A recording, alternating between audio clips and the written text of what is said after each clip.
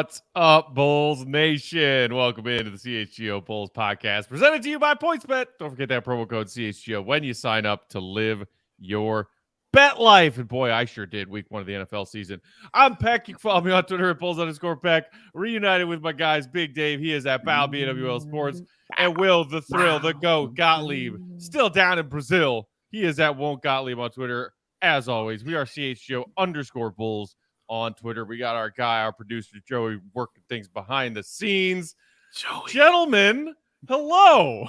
How are we're you? Back, baby. It's been a minute. We're so back.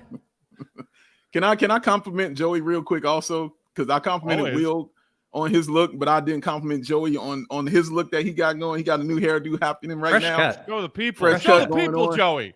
Yeah, You're man. Looking good. Looking right today. I don't know. I thought it was a little much. I thought it was a little much. A little too much. It's smooth. It's smooth, man. It's some Nicholas shade. Looks like you should be playing for Arsenal. It's 2 Euro. That's definitely the Euro soccer player. Yes. Style. Yes. Way 2 Euro. Way 2 Euro. It will be proud. It will help you on the softball diamond tonight. Yes, it will. Yes, it will. Yeah, maybe it has a little bit of like playoff mohawk in it. So. Okay. I like that. It's nice though, Jay. You look nice, man. I appreciate you. Big Dave. Everyone's looking good, except for me in this vacation half beard I'm rocking right now. That happened in a week? You got that in 1 week? Yeah, it was like 10 days, but yeah. 10 days? God bless it. Man, that's amazing, bro. Seriously. Good facial hair genes, I guess. I don't know. I've never seen my dad or any of like my other like male extended relatives rock facial hair. I guess I have a couple uncles, one on either side, that have rocked a stash, but not so much. I don't even think my brother. I was just gonna say what all the people are thinking is we need to bring back the stash. Yeah, we need to see I hear about that a lot. Yeah, if only so we can shave it again on camera. He's coming back. I got some whiskers here. My nieces are a fan of the whiskers. Big Dave, are you enjoying your Meathead Monday? Victory Monday. How about them Bears? No, I'm not in a meathead mode, I would say. Even though you see, I took down my aunt's artwork and hung up a Bears poster and I wear the Bears hat. I'm gonna change that tomorrow. That was for something else. So this sounds crazy that I'm saying I'm not in meathead mode, but I'm really not. I predicted them to win the game. I really just enjoyed watching Justin Fields perform, but I'm not in meathead mode yet. If they beat Green Bay, then I think I'll be in like for real meathead mode. As much as I am enjoying the hype from that, no, not happening. Will, you think they got a shot next week against the Packers? I really do not allow myself to get meatheaded at all about the Bulls. And so I need somewhere to store that meathead energy. And that meathead energy is going straight to the Bears. I didn't watch. I was traveling, so I wasn't able to watch. But from what the highlights looked like, they looked really good, and the Packers looked really bad. And I mean, Sunday Night Football just injected all the way into my veins. I'm calling it. I'm worried. W. I don't know if the Bears looked really good. They looked really good for the second half. 49ers looked really bad too. I'm as happy as anybody, but and here comes Joey right. again. Joey's right with his skepticism. The Sky couldn't get it done. Maybe he's right about the Bears too.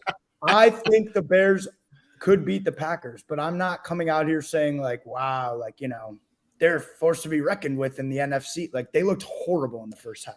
They did. Well, Joey, and the Niners did them a lot of favors.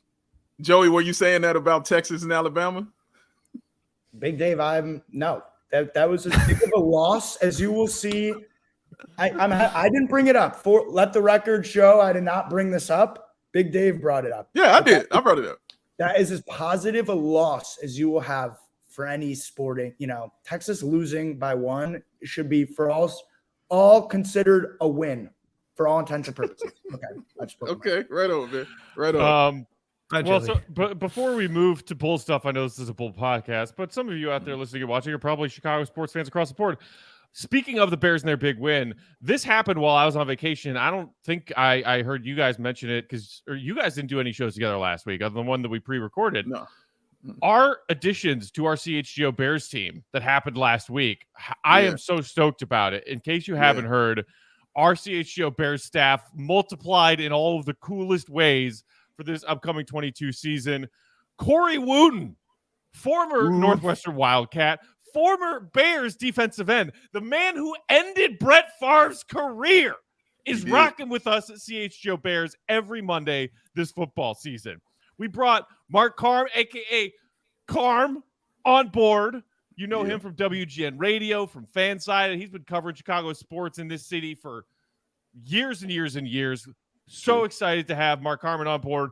And then who am I? Carmen Vitale. So Carmen Vitale, who covers the NFC North for Fox Sports, she's on board as well. And Greg Braggs from Braggs in the Stands, one of the coolest dudes and most diehard Chicago sports fans in this city. Big Dave, you and I have run into him at a game here or there over the years. Amazing. Absolutely amazing. Be sure you're following along with CHGO Bears coverage all NFL season long. And today, fresh merch in the CHGO merch locker on allchgo.com.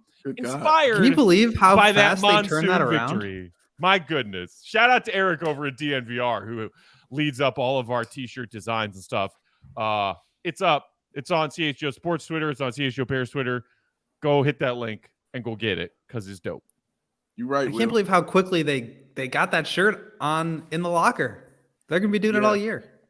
Yeah. It was great. As soon as I saw it, because I was like, what? Look at that. Look at it. Look at it. Look at it. Oh, that's amazing. What a moment that was, honestly. Like, what a real moment. And way to capture it right there and the timing of it, man. I can't believe we work here. Like for real, dude. Like, we really do get to work here with this, man. And, man, I just echo everything Matt just said. It's silly that we get to do this, man. It's awesome, man. So go get that shirt. Go get that shirt and follow along with our incredible CHGO Bears team all season long. Look at that great Joey Photoshop with our guy Braggs hanging out with MJ after repeat to three-peat. That's so great. Corey Wooten. I know we're not in the office on Mondays as we round out the offseason, and he's in for every Monday Bears show. I need to just show up at the office, not today, maybe next week, and just thank him personally for ending Brett Favre's career. That guy rocks. Yeah. No, it's going to be a day. I mean, we'll be doing Bulls games, I'm sure, on a Monday, Matt. We'll run into him. Maybe a little Monday Night Bulls game, Monday Night Football? Yeah, it can happen. The schedules will collide and align, and, we'll get all that, man. But, yeah, shout out to all the Bears fans out there. I still can't believe we work with Adam Hogue. That's crazy to me. Ain't that wild? I told him that on the show. Like, dude, you know who you are? Like, I was like, yo, it's crazy. Like, yeah, it's amazing, man, that we get to do this, man. Bonkers. And okay, bridging football back to basketball. This is a Bulls podcast. Did you happen to catch that new commercial promoting Tom Brady, the NFL? I think it's a Monday Night Football on ESPN commercial. If Joey could pull it up here, in case you missed it. We may Sunday not have night audio on it, but Sunday Night Football. Oh, here it is. Michael Jordan returned to the game very quietly today with just 2 words. I'm back. Jordan for the win. He is back. Age is just a number. Tom Brady, the ageless quarterback. Time is a state of mind. Tom Brady is out of the game and into the history books. I was away from the game for almost 2 years. He didn't make 2 months. Do you know what that tells me? How much he wants it, how much he needs it, especially against them Cowboys, who have never beaten him. We'll see y'all again. As for everyone else, you might worship him, you might hate him. I just hope you appreciate him. Because greatness like this doesn't come along that often. But you know that because you're back too. TB12, season 23. Let's go! He's back.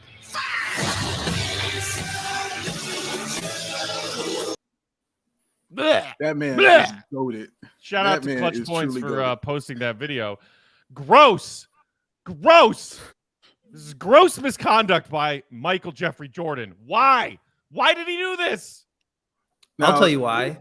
Go ahead, because Michael comes out for the GOAT stuff because that's what he is. He's the GOAT. He came out for the NBA 75 when he was the last player named because they saved the best for last. He came out when Kobe passed away and gave an amazing speech for that.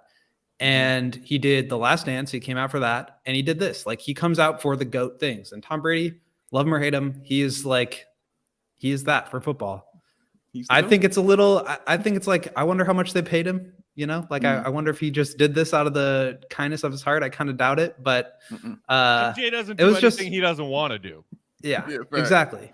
That's my point. Is he did this because he respects Tom Brady on that level, as you should. Like, Tom Brady is that guy for football. And yeah, I know it bothered you. I'm sure it caused one of many Twitter hiatus breaks over the last week or so, part of that spree. But yeah, I get it.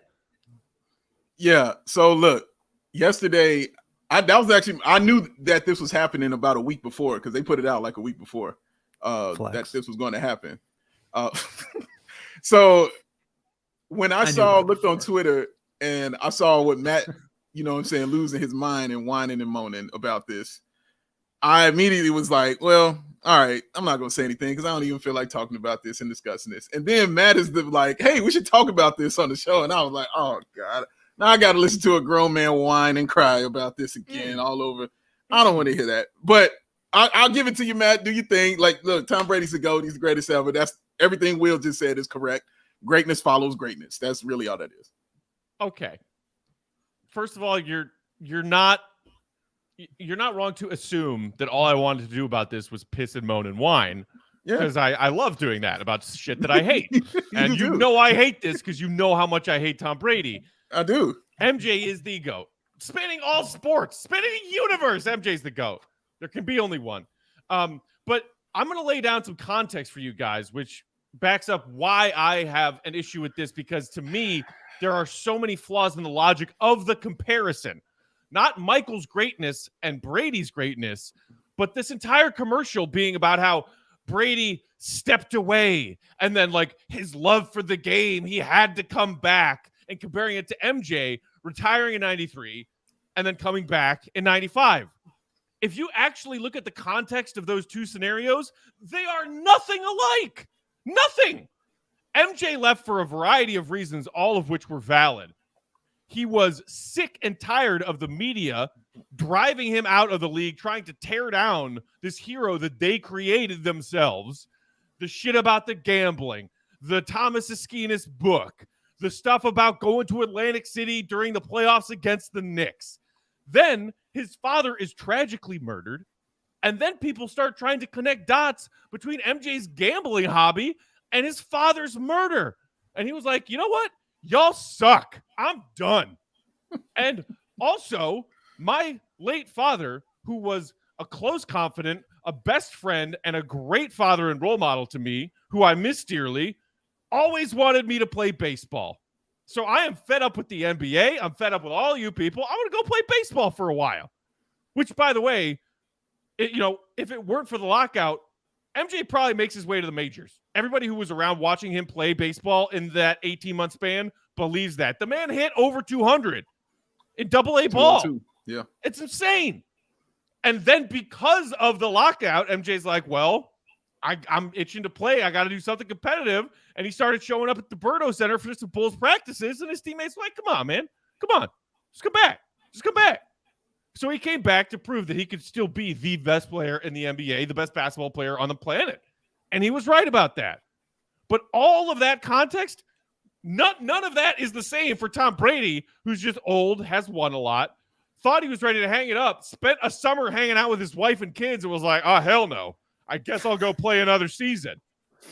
They're like, it's a ridiculous comparison to make, because MJ leaving the NBA, doing what he did, why he did it, and then coming back is a much greater story than Brady at 45 not being able to hang it up because he hates his family.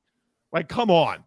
Yeah, that's not whining at all. That's not whining and moaning at all. I just laid out 3 minutes. I just laid out a factual point-by-point argument about why it's not factual. It's not factual. Telestrator going? It's not fact. You said he hates his family. That is not factual. Oh, the divorce with Giselle is coming. It's around the corner, Dave. Do you not know that? Because that's happening. Oh my God, you are so in tune with him and his family life. For you to hate someone so much, you know so much about Tom Brady. It's a little eerie. It's a little eerie, man. Like, you're like, nope, no, the family life. I know the kids, all this stuff is going down. A little eerie, Matt. It's a little eerie, bro. They're nothing alike. The stories of them leaving their sport and coming back to their sport are nothing alike. And I don't get why MJ is willing to make that comparison, because it's a ridiculous comparison. Let me ask you just one question, sir. If you could compare Tom Brady to any player in any sport, who would it be? No. The answer is Michael Jordan. That's why you can't think of it, because the answer is Michael Jordan. That's why. Goodness gracious. He's great. Deal with it.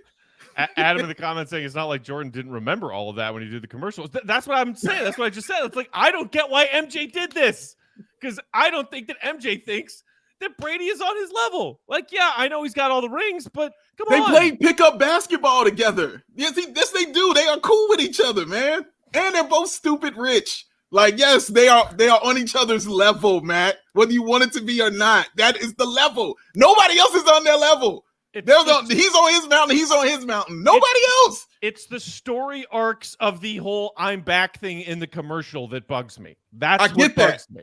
I get that, and I heard your point that you laid out right there. That was very well thought out. I think you wrote that down for like an hour. That was amazing and very well thought out.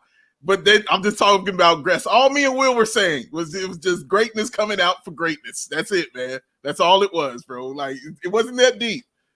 I appreciate you going deep as you did, because that was awesome. But that's all it was, bro. Just greatness. That's it. It really, really. He's consistent. I'll tell you that. Matt's consistent. My God, he's consistent, man. And I love him for it. Did you enjoy the game? Did you watch the game at least? Did you watch the Sunday Night Football game? Was trash. It was trash. It was. Good Lord. I mean, it was a field goal fest. I had a bunch of different bets down on who would be the first touchdown scorer, and we had to wait until halfway through the third quarter to find out who it was. Yes, you did. Oh, well, you want to do that next week. Did you win? That's a great question. Nope. Oh, and now he hates him even more. It's okay, though, because you know what I did hit on? The under of the Bears-Niners game, which was just free money for everyone, given the weather conditions. Amazing. And I had no faith in it, but just because I decided to be a meathead Bears fan week 1, I took the Bears plus 6.5. Should have taken the money line. Yeah, I had the Bears win like 23-17, I think it was, but I had them win it. Will, are you gonna be able to watch it next week? Are you gonna be able to watch the Bears? I will be watching it next week, and I'll finally be able to open my PointsBet app and play some wagers, because I haven't been able to do it for way too long. You think we should all do that then? We should all like put a bet in on the Sunday night game, like as a CHGO Bulls unit right here. Yeah, let's do it. I'm down. Okay. What's the line? Right. What's it looking like right now? I can't look it up. I don't know, but it's not big enough in the Packers' favor. We'll see, man. But I'm down. Matt knows I don't gamble. I like your jersey also, Matt. Very nice Justin Fields jersey. Will, if you don't know, I also have one, but the roulette table at Planet Hollywood says different about your gambling habits, my friend. I was thinking the same thing, Will. Unfortunately, you can't be saying that anymore on this show. I can't say that. Listen, I can definitely say that. Roulette, I was just doing it and I was good at it. Like, that's all. It was all vibes. That's the last time you'll see me gamble. It is a game of skill if there ever was one. we got to track down our pal Reynolds, that roulette table dealer. The Haitian roulette dealer. He was awesome. Vouch for the fact that Big Dave is in fact a fan of gambling. I'm a fan of roulette. Once I learned it and I figured out what it was, I was like, oh, okay, this is just vibes right here. I can do that. That's all day. I was like, I can do this all day. Oh yeah. All right, boom, boom, boom. Let's do that. And then I started winning, and yeah, it was fun. It was fun hanging out with y'all. Came home a very rich man. I didn't leave empty-handed. I walked away with something, man. But it was fun. Right, y'all, I definitely had a great time. There's that little football basketball combo talk there, a little goat talk, little fake goat talk. Moving on, we're gonna get to some more topics. Talking about the updates about the NBA midseason tournament that broke over the weekend, whether or not we like them, what we think about them, and then we'll round things out with a look at Bleacher Report's rankings of the starting fives in the Eastern Conference and where the Bulls fell on that list. But first, we got a new sponsor here at CHGO. We actually have several. New sponsors moving forward into the fall season. One of them, Ching, ching. this is now officially right out of the gate my favorite sponsor of ours, Green Ridge Farms, y'all. Today's episode brought to you by Green Ridge Farms, a Chicago local meat and cheese company offering you a better all-natural option to that icky kale that no one wants. Makers of all-natural deli meat, sausages, and their famous meat sticks. Perfect for tailgating. Join us at the Bears tailgate September 25th.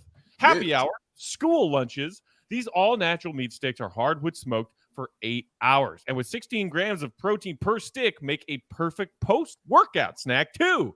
Talking to you, Will. Talking to you, Joey. Meat sticks come in both chicken and Black Forest beef and different flavors like jalapeno cheddar and spicy chili.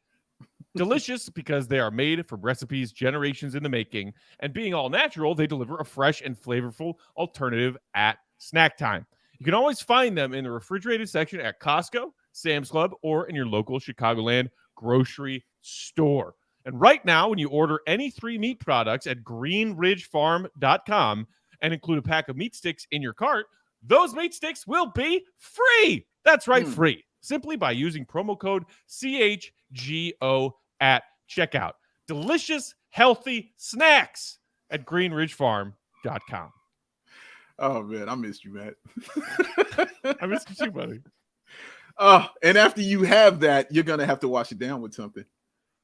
You got to take something to wash all that down, all that goodness. You got to take it to wash it down, y'all. And what better thing to do than get those 75 high-quality vitamins, minerals, and whole food source superfoods, those probiotics, and, of course, oh, my God, the adaptogens. Help you start your day correctly. It's called Athletic Greens, y'all. AG1.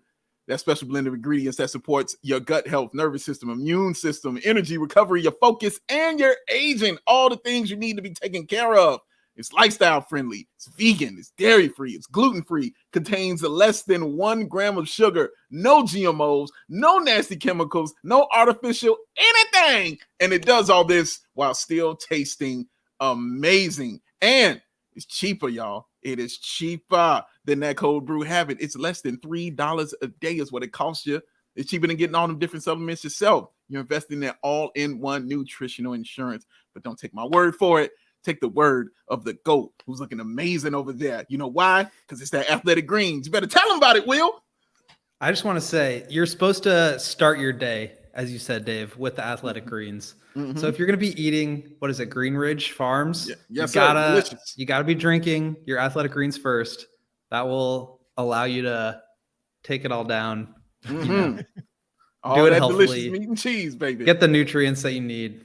Got to do right. Athletic Greens first. Priorities, guys.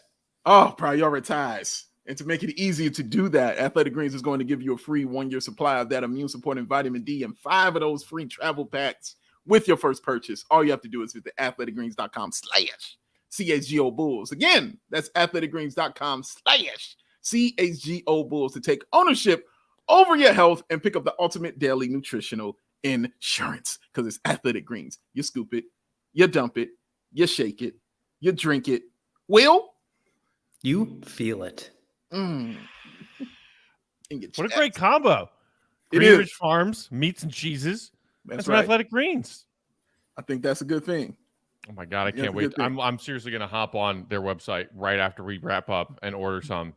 We haven't been in the studio. You guys weren't in the studio at all last week. Obviously, Will, you're still down in Brazil. Did we get free samples? Like when we get free samples of new sponsors? I don't know. I haven't been in the studio. The studio already looks There's different. just They got a an inflatable stack bear of over meat there. waiting Is for there, you, Matt. is there Don't just worry. a fridge full of meats and cheeses at the office right now waiting for me? Maybe, Matt, maybe. But, maybe at the tailgate as well. You'll have that as well. So, hey. I am not a good religious man, but I might have to say a prayer for that one. thing. Did you guys hear about the E. coli outbreak that got traced back to Wendy's restaurants? I did not. No. Oh yeah, That is like why- a bunch of Wendy's locations all over the country caused some big outbreak of E. coli, and man. they traced it specifically to the lettuce they were using on Wendy's burgers and chicken sandwiches.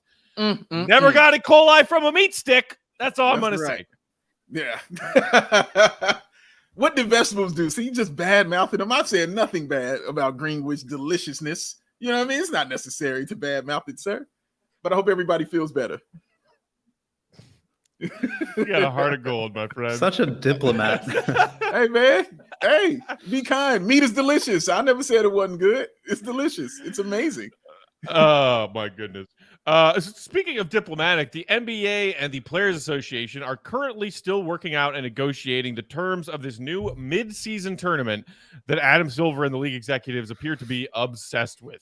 Maybe trying to capture some of that mid-season excitement that international soccer has with their domestic cups and the UEFA Champions League mixed in with their regular seasons of their respective leagues. I get that. As a soccer fan, I get that. NBA fans seem to have been kind of wishy-washy about the idea. But nonetheless, over the weekend, we got some further updates, a couple of tweets from Shams Charania. Joey, do we have those to take a look at real quick? Essentially, with some more details about the parameters, saying Cup games through November, 8 teams advance to single elimination final in December. The other 22 continue on with the regular season. All games part of a normal 82-game schedule, 1 extra game for the 2 teams that meet in the final. And a bit further detail from Shams here saying the NBA and Players Association still working to finalize the in-season tournament concept, which includes to-be-determined prizes for the 8 teams that advance to the single elimination round, sources said. I see the word prizes there, and I just think of like an 8-year-old's birthday party. Like, what prizes are we talking about here? I can't imagine it's like draft capital. Hey, here's an extra second-round pick for you because you won the mid-season tournament. What are these prizes? I don't know. I'm still on the fence. That's what it should be. That is exactly what it should be. It should be, okay, so here's my thing about it. I think it's a mindset thing. As fans, if they're not going to like make it about, giving your team, like I heard Bill Simmons say, they should give your team an extra $10 million in cap space or another lottery pick or something like that. Like if they're not going to give you an actual tangible prize that the fans want, because like the fans don't really care about, Tony Bradley making $500,000 because the Bulls won one of these games, right? Like they're not going to get invested in that. So I think there has to be something that motivates the fans, and whether that's a draft pick or extra cap space or whatever. But for me, it's like a mindset thing. If everybody decides that it matters and that it means something, then it will matter and mean something. And if you put some prizes in at the end that the fans, I think, could be excited about, like a lottery pick or the 14th or 15th pick in the draft, or even an extra second round pick, a pick at the top of the second round, like that stuff matters. That can really influence your team and, potential, like just adding more talent in future years. Like that could be a huge thing. I don't know if they'll do that, but I think that would really make this thing exciting for the fans. And if it's exciting for the fans, I think the players will get into it, and then it will become something that really matters. Mm-hmm. When I first heard about it, my first thing I said, kind of along the lines of what you're saying, Will, was I don't see how you get. I wasn't even thinking about the fans. I don't see how you get players, coaches, and organizations excited to do something like this. And my first thing was I was like, dude, Kawhi Leonard's not playing in this, and LeBron's not playing in this. Like they don't care anything about this. And the next day, I saw Mark Cuban on the podcast say, oh yeah, we're not playing none of our players. None of our good players are going to play in this. Like we don't care. Well, I think that's where the idea that these games are just regular season games. Like you still have your 82. These just count towards something different. So I think that's the workaround there. Yeah, but that it's so early on in the season that it still doesn't incentivize like organizations to play their best players in something like this. If it was later in the season and it was deciding that seeding then yeah, I could see it like that. But in November, like they're going to be resting those guys anyway. And I think I think you have to incentivize, not the players, you have to incentivize the owners. Like, even like you said about draft capital or about money, like they have to get that. You can promise the players more money, rings, whatever. They got all that. Like, they don't care. You know what I'm saying? But the owners are the ones you got to go after, because they're going to be the ones to be like, okay, look, we're going to get this if this happens, guys. So you're going to have to play in this. You have to incentivize them more so than I think you have to do the players, because they're going to be chilling. They're trying to prepare for the Larry O'Brien Trophy, man. And I don't know what the name of this cup should be. I think they should let fans name that also. That would be awesome and really cool if they let fans name the cup. I think it's going to be cool. the Cuppy David Stern McCupface. Commissioner's Cup. That could, yeah, okay. Right. What you say, Matt? Wait, what? Cuppy McCupface. Cuppy. Did you guys hear that story? It's like several years old now, but like some like town that went together to get like a big boat or something, and they let the people vote on the name of the boat, and they decided on Bodie McBoatface. There it is, like right there. Like as soon as you say it, there it is. Right there. I mean, McBoatface. I think it's fair to ask how players and executives and owners would be incentivized to do this. But again, going back to what you said, Will, these are regular season games. They're counting for two things. They're counting towards your, 82 game regular season record and hopefully your seeding in the playoffs with those 82 games played. And also this little in-season tournament that seems like it'll be pretty straightforward. Some cup games in November, and then they weed people out. And then 8 teams of the 30 have like a very quick single elimination tournament or something like that. And then 2 teams in the finals. So the only teams that play more than 82 in this scenario are the 2 teams that meet in like the championship game. And for them, I guess that would be game 83. I think it's like, hey, if players are playing because they're healthy and they want to play and it's one of 82 regular season games, they'll play. I don't see like star players being like, well, I'm going to sit out in this because I don't like it. I think it's weird, whatever. It's a regular season game. You play in it if you're healthy. You don't if you are injured, nursing a nagging injury, or DNP, make something up if you're a vet who wants a night off. But I don't think that they would necessarily target these tournament games as, well, here, I'm going to take a night off because it's a tournament game I don't care about. It's a regular season game too. Yeah, but they take those night offs all the time, like during the regular season game. So I don't think there's a real difference there. But for me, it's just also the fact that it's so early. Like, I think it would be better to do this again. I think it'd just be better to do this later on in the season. And it would be a little more, I think players would be a little more inclined to be available to play in something like this. Then in November and then in December, as to where, guys are going to be taking their time and chilling at that point in time. You know what I mean? But then it gets too smushed up close to the playoffs. And I think the league wants them to be 2 separate things. And the league wants something to add more drama. I get it. In the earlier part of the 82 game slot. I understand. Yeah, no, you're right. You're absolutely right. Like it's still very flawed, you know what I'm saying, to me. And it sounds like it's still kind of fluid, but it's kind of taking shape.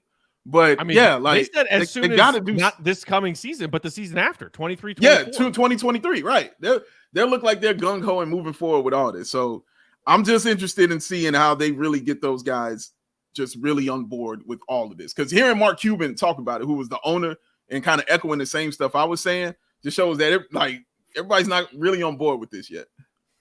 I think it's all about like trying to make the games early on in the season exciting and matter. I think especially for teams like the Clippers who are going to be like resting somebody every single night. Yeah. And I think it comes back to prizes that matter to both the players and, like you said, Dave, to the front offices, because I think the front office and the fans, unless it's like completely money, if like I think an extra draft pick would be so cool, because you'd also get some of these other younger teams like the Thunder who just like are hoarding draft picks right now. Like, you really think Sam Presti is letting Shai Gilgeous-Alexander sit out of these games? Like, absolutely not.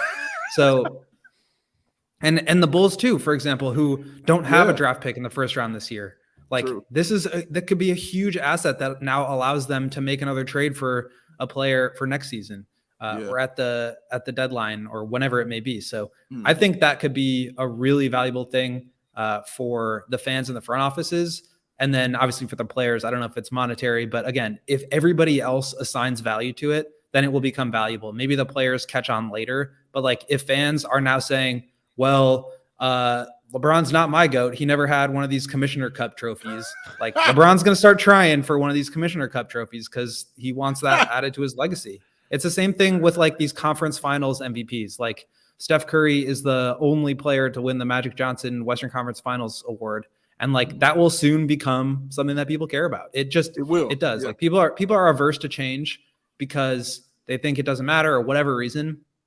once we start having that as part of people's trophy cases, and we start to like, that's like the whole thing about basketball is like, you just assign value to stats or to finals or finals records or finals MVPs or defensive player of the years, or, you know, like steals per game or whatever it might be. Like, you could say Lonzo is a better defensive player than Matisse Thybulle because of X, Y, and Z stats. Like, once we start incorporating this into how we evaluate players, I think it does become something that's valuable. And so maybe the first couple of years it's slow. And that's where I think you need incentive for the fans in the front offices, where, like I said, Sam Presti is not letting Shai Gilgeous-Alexander sit out of any games that could help them get another draft pick. So yeah, I think that would make it really fun. And as it just becomes, you know, a part of the way that we discuss basketball, I think people will care about it. See, that to me is the flip side of what I understand they're trying to do with making them regular season games that count towards this other midseason tournament that they want to do. Logically and logistically, I get that. What I don't see is what you're talking about with adding value to guys' trophy cases, adding legacy value for some little midseason tournament that's really just playing in regular season games you would play anyway. And then maybe you win one game in December to win this like tournament that was just comprised of your own regular season games, because that's different. That's not how they do it in international soccer. Domestic cups are separate. UEFA Champions League is separate. It's not like, oh, well, we played this regular season game and it also counts towards group play of that turn. No, they're completely different things. This is just taking a regular season game and saying it counts towards something else, which I like. But yeah, I mean, there's not a perfect analog for it, but I do think, like, you know, just because it's not done the way that the soccer world does UEFA or Champions League or whatever, I think doesn't necessarily mean that's going to be worse. Maybe it is, but if you look at the way that they did the play-in tournament, like, they added a ton of value, an immediate value for the owners right at the gate. Like, these are not playoff games, but they're considered like super high leverage games that get you to the playoffs. So now fans are invested because it gives you a chance for the Hawks, who were the 9th seed this past year, to actually make the playoffs. And they did. So I think the way, like, this is clearly, we saw 3 bullets from Asham's tweet. Like, we do not have the full picture. If it comes out that, like, this is it, that there's just like these games and like a winner is assigned at the end, yeah, probably not the most exciting. I do think over time it will become more valuable as it just like becomes a part of the NBA calendar. I think it will just mean something more, but I really do think there needs to be prizes and there needs to be value for like all parties involved, from the fans, from the players, to the front offices, to the owners. I totally agree with that, Dave. No, Will, I completely agree with you about this stuff mattering, because what changes it is time. Time is going to change all that. Like, if this is going on 20 years down the line, this will become part of any stat. Look at Defensive Player of the Year. You know what I'm saying? Like, that award wasn't around, you know what I'm saying, in previous eras, you know, with Wilt and with Bill and the guys like that. But now it's a part of the lexicon. It's a thing. You know what I mean? Like, when they didn't, you know, keep records for blocks, it wasn't a thing, you know, like, but now they do. And now it's a part of it. And time is the thing that changes all of that. So as time goes on and it keeps, you know, going and they keep doing it, it's going to start to matter. It won't change, obviously, for us who is the GOAT, but people will start using it in their arguments as these new players come around and gather up these awards. And I think that's what's great about basketball and sports in general, is like, you can just assign different value to all these different criteria that make up an argument for a player or a team, or, you know, like, because when we're at the top of the top, we're splitting hairs, right? Like, LeBron and Michael, you know, you talk about 6-0, right? Because like, these are the 2 greatest of all time. Like, how do you differentiate? And it's like MVP and Defensive Player of the Year in the same season. Well, LeBron should have got that. Well, Michael was 6-0 in the finals. Well, LeBron's been to 11 straight finals or whatever. Like, you like have these back and forth. And I think this adds something to that. And I think that's exactly what the NBA wants. They understand that you have to just add things to the conversation to make these debates happen and more complex, because that's what gets people talking about basketball. And that's exactly what they want. They want people talking about basketball, watching basketball, and debating basketball online.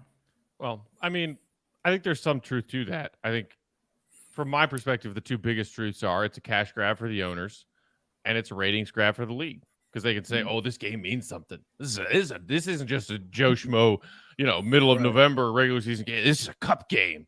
Right. Nah, your record's going to go from 6-5 to 7-5 if you win this game on your way to 82. You want to call it a cup And game? I think that's good for you. Call it a cup game. Nobody fucking cares.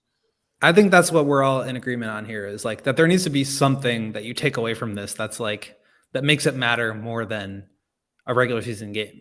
Because otherwise, yeah, you're totally right. Like you could just see the Clippers versus the Lakers and it's a Kawhi and Paul George rest day and Anthony Davis is, questionable with toe soreness or whatever. And so he's going to sit it out. Like that's not exciting. Yeah. So there needs to be something there. But again, if there's a draft pick on the line or a prize, whether it's monetary for the owners or the players, like there has to be something that incentivizes people because these games are not different. But I do think maybe the first season, the first couple seasons, it might be slow, but just the more that it is part of the regular NBA season, I think the more exciting it will become down the line. This whole conversation made me think about that comment that Chuck made to you, Dave, when you were talking with the legend himself, Chuck Swirsky, in one episode last week, talking about like handing out rings to the Summer League champions. Like, really? Yeah. What do we? Oh yeah, better put that front and center in your trophy case at home. And the owners don't even get commission at the gate for those games either. It's like, come on. Yeah. Right. Like we don't get no money. Like, they don't care. Silly. Thomas and Mack loves it. But that is a great reminder. Anybody listening to today's show who did not check that interview out with Big Dave and our Bulls radio guy, Chuck Swirsky, last week, it's an awesome interview. It's an awesome conversation. Big Dave, you guys covered so much ground. You did an incredible job with that. I wanted to mention that to you before I forgot. Thank you. I appreciate it. Thank you very much. Chuck, what a legend. Dude, Chuck Swirsky, man. It's Chuck Swirsky. Chuck Swirsky. That's it. All right. We're going to talk about these latest Eastern Conference starting lineup rankings from Bleacher Report and where the Bulls land on that list coming up next. But first, Big Dave, we've got yet another new sponsor to show some love to today. Ching, ching.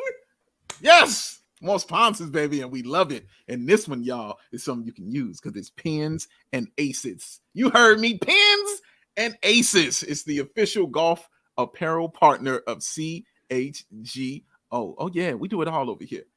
We love our Pins and Aces gear, y'all, and it get tons of compliments on and off the course. You know who's going to be wearing it? That man, Will Gottlieb. He is made for some Pins and Aces gear. Look at him. That's what it's about.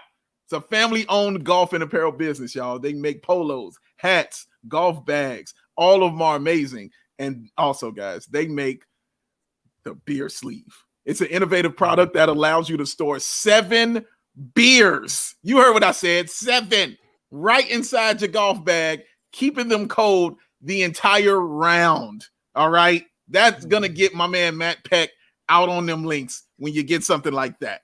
So Church out there, you check out pinsandaces.com and you use that code CHGO to receive 15% off your first order and get free shipping. You heard me, y'all. CHGO is the code. 15% off your first order, and you do that at pinsandaces.com. Come on, wouldn't the coach just look glorious in this shirt hitting the links? It is built for the thrill. I'm telling you, man, it's built for him. I gotta see if they have like sweaters and stuff. I mean, it's getting cold in Chicago soon. I can't be wearing polos on the course in the winter time. Oh. Yeah, your golf game's gonna be on fire. That'll keep you warm. They got some long sleeve action. Let's check out this guy. Look at that glorious guy. We got some outerwear. Okay. I don't play golf, but I need to get me one of those beer sleeves. That sounds great. That does sound amazing. 7. 7. Just set it on the other side of my entertainment system across from my beer fridge, which is on the other side of my entertainment system. Like, man, you want to come golfing? No, I got the 7 beer sleeves. I'll be there in 30 minutes. What do I need to hit the links for? I got my beer sleeves sitting in my living room. 30 minutes to drink 7 beers. That's impressive.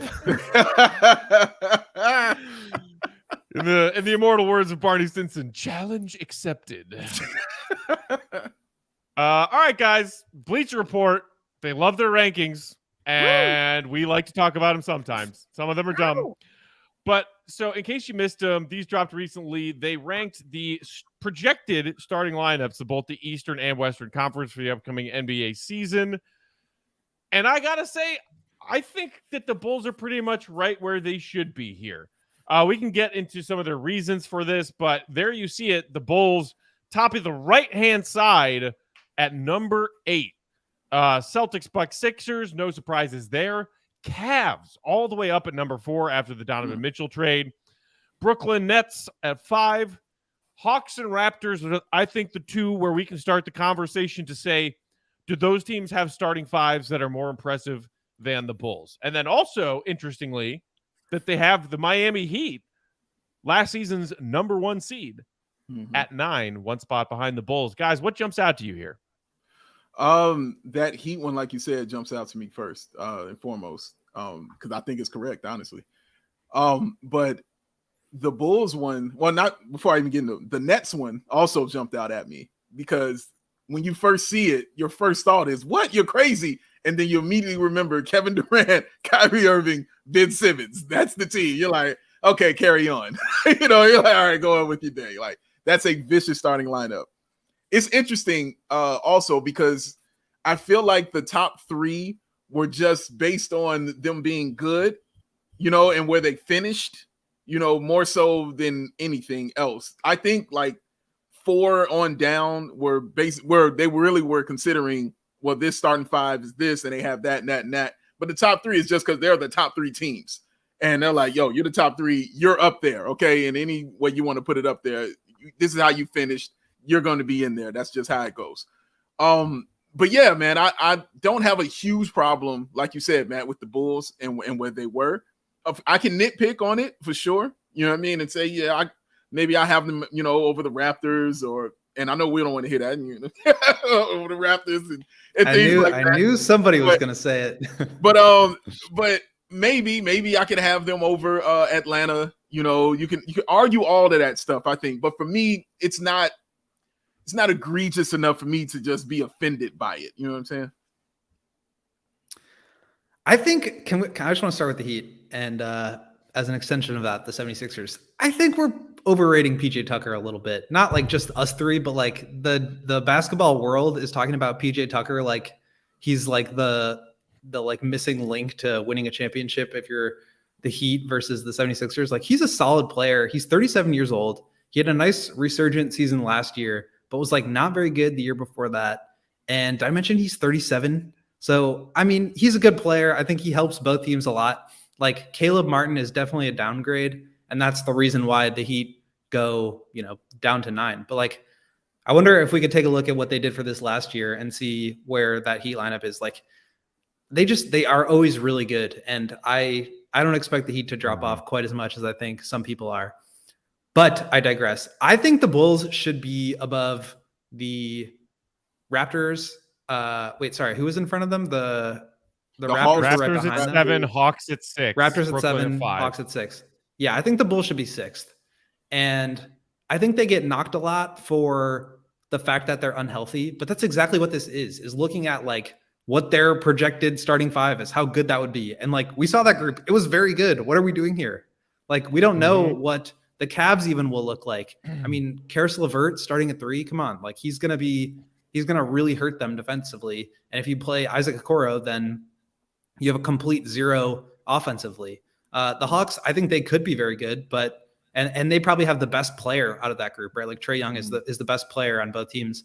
But I think the Bulls have clearly the number 2 and 3. And you could argue, for probably DeJounte has 4, but like the Bulls probably have 4 out of their top 6 players in those 2 starting lineups. As you said, Dave, I love the Raptors. I love the style that they play, but they don't have a guy that can go get a bucket in the most important moments of the game. I think that's why they struggle. Like, they can win you a ton of games scheme-wise. Shade is real today, Will. My God. I love Fred. I love OG. I love Scotty Barnes. I love Siakam, Trent. Like, that whole group is awesome. But they don't have DeMar DeRozan who can just close out a game. No, they don't. And I think the narrative is swinging a little too far in one direction on some of these teams and too far in the other on teams like the Bulls and the Heat, who like have proven to be good when they're whole. And like, that's what these lists assume. right? That these teams are whole, that they're ready to go. Obviously, Lonzo is going to be missing, and we talked about it last week. Mark and I did. So if you want a deeper dive into that conversation, go back and listen. But I think like the Bulls are getting a little disrespected. I think they could be as high as 6 on this list. They could be, yeah. It's interesting that whoever at Bleacher Report put these together made note of the fact that the Bulls' projected starting lineup for this upcoming season is the same returning projected starting lineup as last season. Lonzo and Zach, DeMar, Patrick Williams, and Vooch. They did point out that 5 played a grand total of 5 games together last season, totaling just 63 minutes on the floor together. 63 minutes in an 82-game season. And in those 63 minutes, that Bulls starting 5 had a net rating of plus 9.6. That's incredible. But again, very small sample size. Patrick Williams gets hurt. Then later on, before he even comes back, Lonzo goes down. So there is a lot that we don't know there. They also, in this Bleacher Report explanation of having the Bulls ranked 8th, mention Lonzo Ball because, of course, every conversation about how good the Bulls might be this upcoming season these days has revolved around Lonzo Ball, with all of these updates and not updates about the status of his knee after trying to come back last season and not being able to. While we were all away and didn't do any shows together last week, we got that report from Jamal Collier, covers the central part of the NBA for ESPN, and then also Ramona Shelburne chiming in saying, we're hearing he ain't playing game 1 of 82, and it might be a while after that. Now, take that if you want to take that. Another part of your conversation with Chuck Swirsky last week, Dave, was him pointing out when you asked him about it, hey, the Bulls haven't released anything yet. Let's wait and see. And bless his optimistic heart for saying so, and no disrespect to him for having that stance, because it's perfectly valid to say, well, let's wait and see what the Bulls say. Let's wait and see what Lonzo says. But look, these reporters have their sources. Right now, I am banking on the fact that Lonzo ain't playing anywhere near the first week of regular season games. That's what it seems like. And that, I think, factored in to these rankings, because it's like projected starting lineup includes Lonzo Ball, a very talented two-way player who was vital to so many things the Bulls did well last season. What happens if you put Ayo in there instead? Okay, let's play that game. Let's play that game with Caruso, Zach, DeMar, Patrick, Vooch. Last year, plus 5.3 points per 100 possessions, 118.5 offensive rating, 90th percentile, 113.2 defensive rating, 45th percentile. I think a lot of that was obviously played after Lonzo went down and Patrick had come back. So the last 15 or so games of the season, probably not their best basketball. I think you assume some positive regression there, and that they're, closer to, probably not the 9.6 that you had last year with that projected starting lineup, but like maybe 6, 7, 8. Like that's a really good starting 5. I think the Bulls are, like, when you compare it to the rest of the standings, and I'm like, this is as much directed at me as anybody else. I just think like maybe it's hard to see the Bulls getting a top 4 seed. Maybe you look at, some of these other moves that teams like the Hawks and the Cavs have made, and you just start to get really depressed and go into a, rabbit hole about why the Bulls should have done X, Y, and Z things. But like, I think they will be better and be able to handle the loss of Lonzo Ball a lot better than they did last year. By way of the fact that they have like a full training camp to prepare for it. So I agree with you, Matt. Like, I don't think Lonzo's going to be playing anytime soon, which sucks. But I still think with Caruso in that lineup, they're still very good. Maybe, 8 is about right. Fine. But like, that's still a very good lineup. Yeah, it's a very good lineup. And to add on to what you said about Chuck Swirsky, because that was going to be exactly the point I was going to make. Like, I didn't even think of that until he said that. Like, you know what? You're right. And the one thing that we all know about that group over there is nothing really comes out unless they say it. So I'm not saying this to say I don't believe Collier or Ramona when they say this, because I do, because I didn't think Lonzo was going to play. Like, I don't think any of us had that in our hearts to think that he was going to be ready for training camp or at least the start of the season.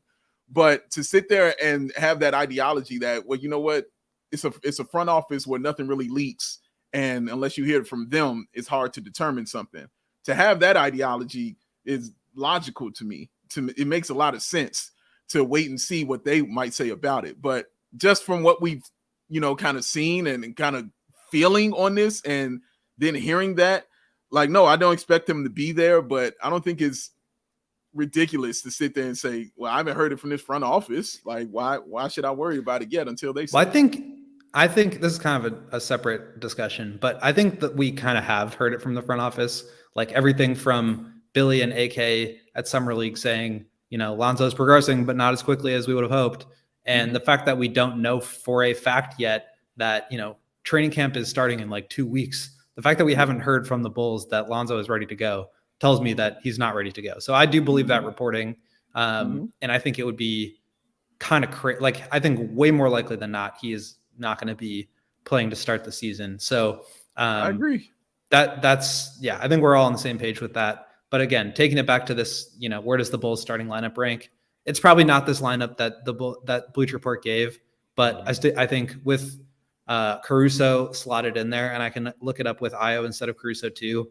That's still a really good unit.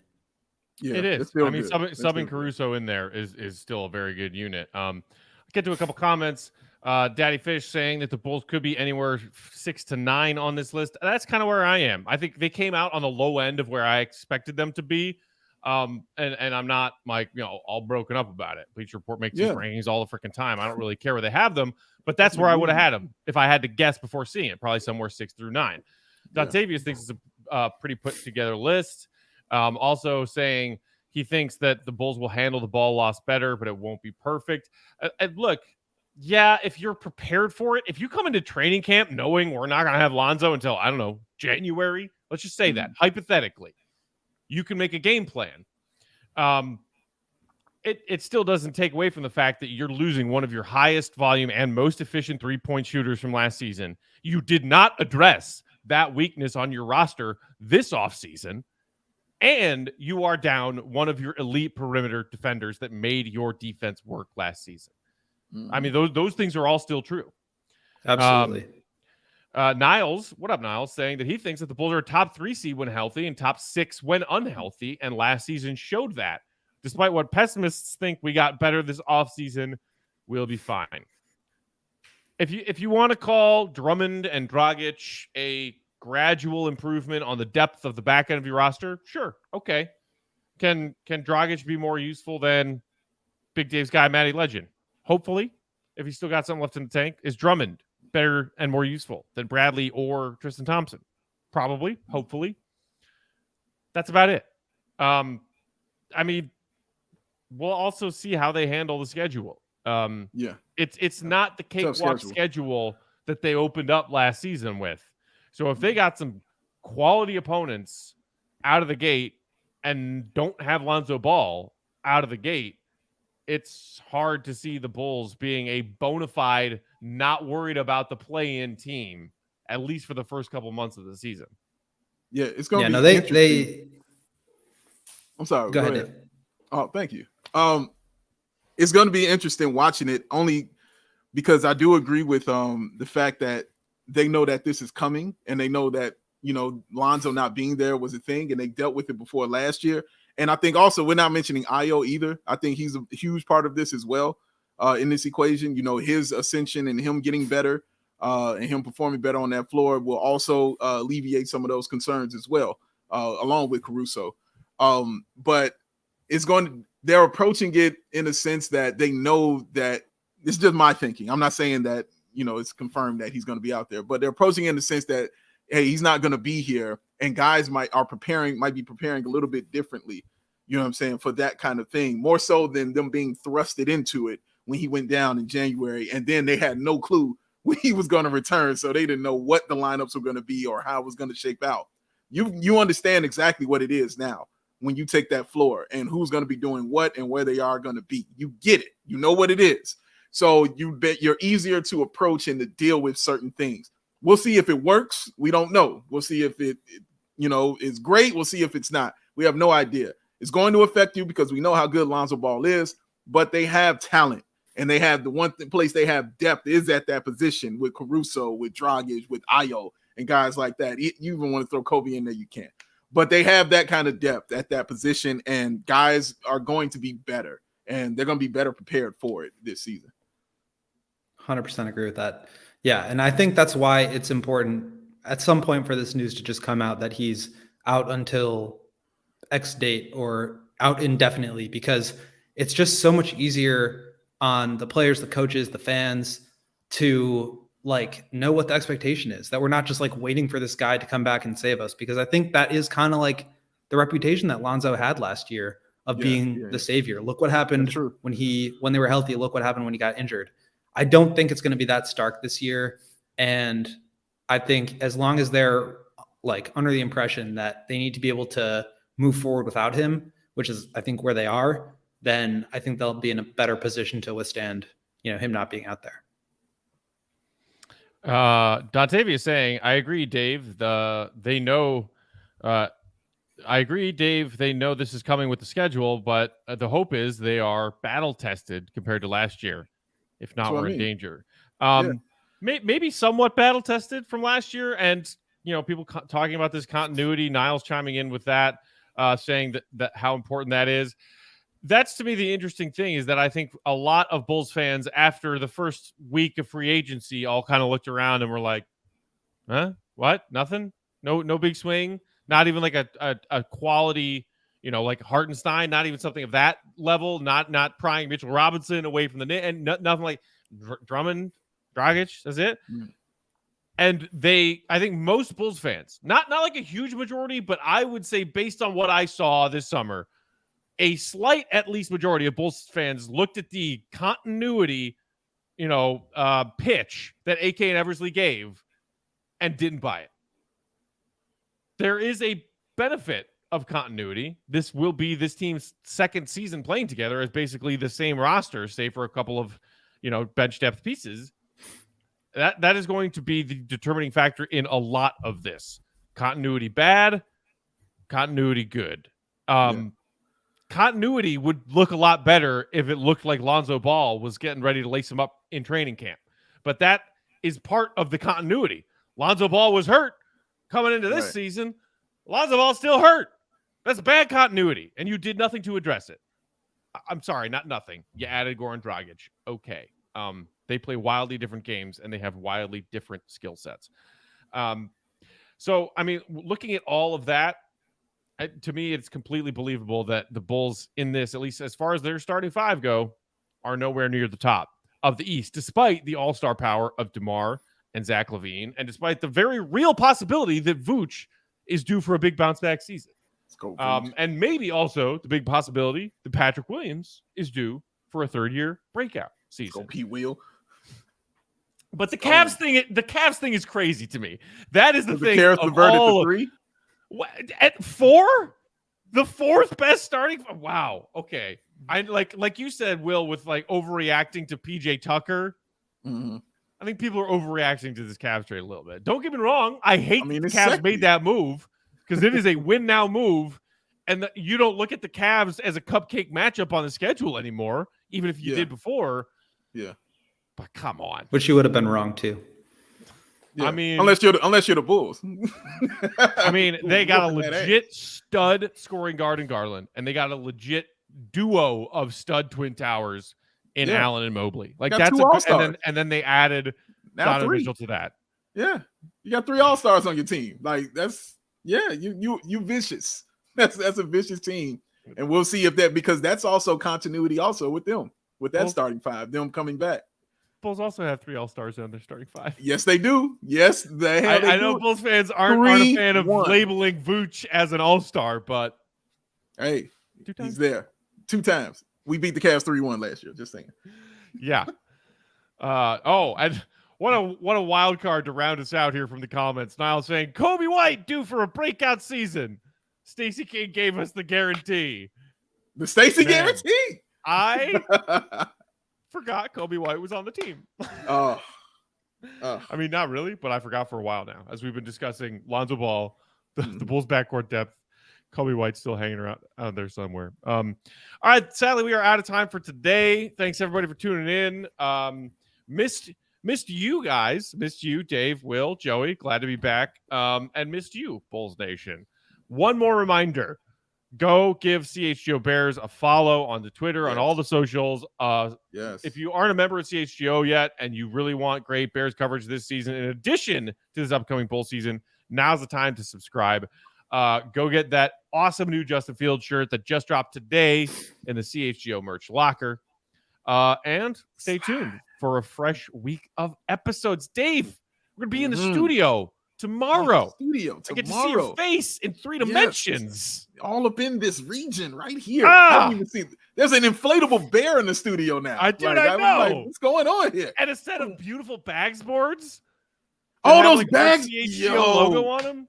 Dude, I don't even listen. I don't play bags. My productivity is about to plummet now that we got bags boards in the office. That made me want to play. You see how it lit up inside also? I was like, all right, I kind of want to play now. I want to do this. That was awesome. Will, you need to get back to the States, back to Chicago, and we need to recruit a fourth. Joey, you're our fourth. The 4 of us are playing some bags when Will's back from Brazil. Soon.